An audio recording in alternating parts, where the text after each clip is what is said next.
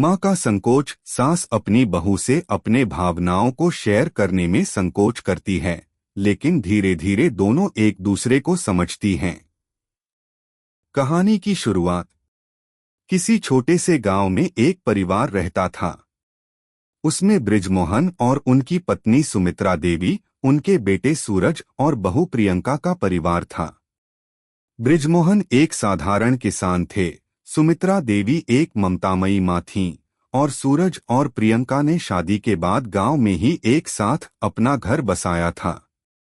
प्रियंका का विवाह सूरज से हुआ था, जो गांव के एक संपन्न परिवार का हिस्सा था। प्रियंका का स्वभाव कोमल, दयालु और आदर्श बहू का था, लेकिन वह अपनी सास सुमित्रा देवी से थोड़ी दूरी महसूस करती थी। प्रियंका की चिंता यह थी कि उसकी सास सुमित्रा देवी उसके बारे में क्या सोचती हैं और क्या वो कभी भी उसे अपनी बहू के रूप में अपनाएंगी। अगर आप अपनी माँ से प्यार करते हो और उनको हमेशा खुश देखना चाहते हो तो चैनल को सब्सक्राइब करो, लाइक करो, जय माता दी कमेंट करो। बहुत ही जल्द आपको खुशखबरी मिलेगी। प्लीज वीडियो को लास्ट तक जरूर देखें। अब आगे सुने। सुमित्रा देवी भी प्रियंका को लेकर अपने मन में बहुत सी बातें छिपाए हुए थीं। वह प्रियंका को अपनी बहू तो मानती थीं, लेकिन उनका एक अलग तरह का संकोच था।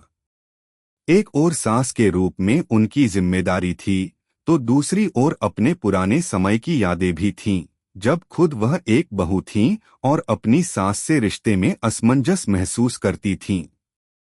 उनका दिल चाहता था कि प्रियंका उनकी भावनाओं को समझे और साथ में रिश्ते को सशक्त बनाए, लेकिन वे अपनी भावनाओं को व्यक्त करने में संकोच करती थीं। प्रियंका का स्वभाव जितना सरल था, सुमित्रा देवी का मन उतना ही जटिल था। वह प्रियंका से न केवल सास बहू के रिश्ते में, बल्कि एक महिला के रूप में भी जुड़ी हुई थीं। सुमित्रा देवी अपनी पुरानी परंपराओं में बसी एक माँ थीं, जो सास के रूप में अपनी पहचान बनाने की कोशिश कर रही थीं, लेकिन प्रियंका के साथ सही तरीके से बात करने में संकोच करती थीं। दोनों के बीच कभी खुलकर संवाद नहीं हुआ था और यह समझने की प्रक्रिया बहुत धीमी थी।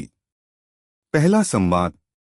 एक दिन प्रियंका ने रसोई में चाय बना रही थी, तब सुमित्रा देवी वहां आईं। प्रियंका ने उन्हें चाय पेश की।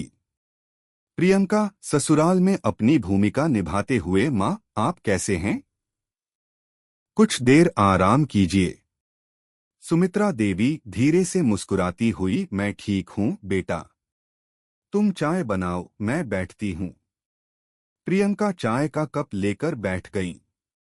चाय की चुस्की लेते हुए प्रियंका ने धीरे से कहा, माँ, मैंने सुना है कि इस साल के अंत में गांव में मेला होगा, आप लोग भी चलिएगा।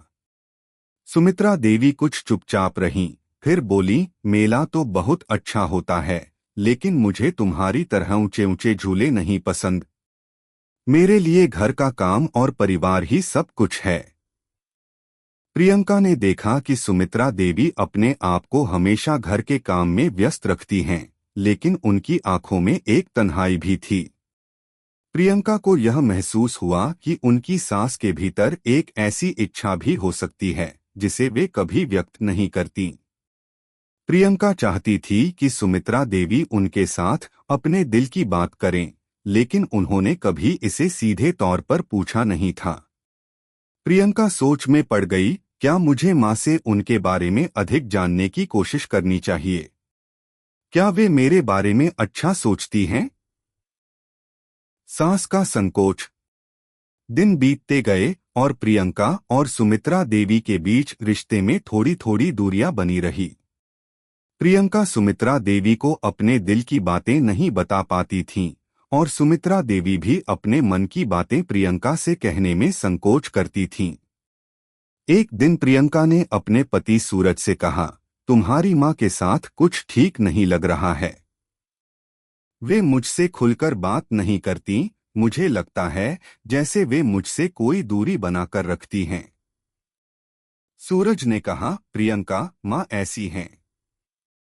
वे बहुत सशक्त महिला हैं, लेकिन अंदर से बहुत संवेदनशील भी हैं। वे कभी अपनी भावनाएं प्रकट नहीं करती, लेकिन तुम धैर्य रखो, धीरे धीरे तुम दोनों एक दूसरे को समझ पाओगी। प्रियंका ने सूरज की बात को समझा, लेकिन वह चाहती थी कि सुमित्रा देवी के दिल में क्या चल रहा है उसे जान सके। सास बहू की दोस्ती। समय के साथ प्रियंका ने सुमित्रा देवी के साथ छोटी छोटी बातें करना शुरू किया। वह जानती थी कि सुमित्रा देवी को गार्डनिंग का शौक है, तो प्रियंका ने एक दिन उनसे पूछा, माँ क्या आप मुझे कुछ पौधों के बारे में बता सकती हैं? मैं भी बगीचे में काम करना चाहती हूँ। सुमित्रा देवी थोड़ी चौंकी, फिर मुस्कुराकर बोली, तुमने बगीचे की देखभाल करने की सोची है? अच्छा, तो मैं तुम्हें कुछ पुराने पौधों के बारे में बताती हूँ। प्रियंका ने महसूस किया कि सुमित्रा देवी के चेहरे पर एक हल्की सी मुस्कान आई थी। वह जानती थी कि यह पहला कदम था, जब सुमित्रा देवी ने अपनी भावनाओं को बाहर आने दिया था। दिन प्रतिदिन प्रियंका और सुमित्रा देवी के बीच संवाद बढ़ने लगा। प्रियंका ने अपनी सास के साथ समय बिताना शुरू किया, उनकी पुरानी यादों को सुना और उनकी पसंद नापसंद को समझा।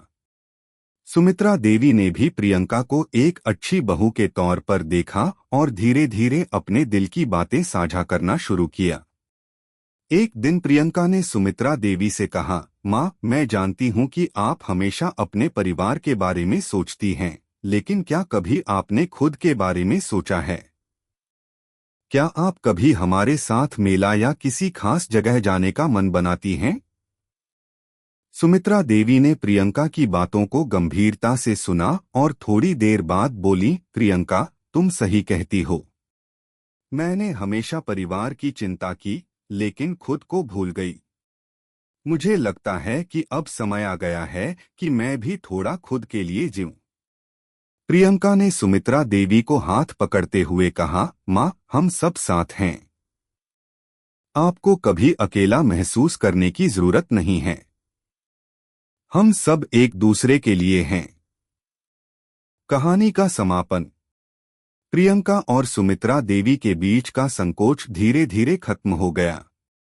उन्होंने एक दूसरे को समझा और एक मजबूत रिश्ते की नींव रखी।